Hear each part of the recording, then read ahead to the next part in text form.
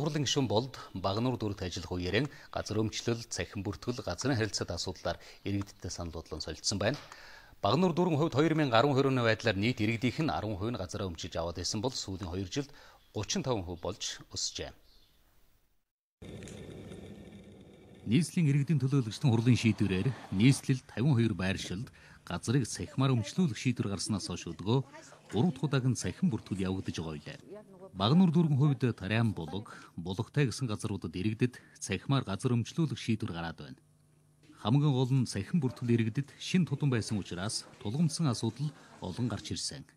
Иргэдийнхэн төлөөлөл болон улсын хурал сонгогдсон гишүүн болд оюун гэрэл нар энэхүү асуудалд анхаарлаа хандуулан тойргийнхон иргэдэд туслан хороовурт газар өмчлүүлэхэд туслах залуусыг бэлтгэн ажилуулсан олон хүний талархал хүлээсэн байна. Одоо тус дүүргийн иргэдийн 30% нь газартай болсон. Энэ жил Багнуур дүүргийн нийт иргэдийн 60% нь дүүрэгтэй газартай болно. Газар өмчлөнө гэдэг зүгээр нэг гэрчилгээ авахд гол нь биш. Газраа өмчилж, өмчтэй болсны дараа иргэн бүр, өрх бүрд цоошин амьдралын өрнөл бий болох тодорхой шийдлүүд хэрэгтэй. Үүн дээр бид анхаарал тавьж ажиллана.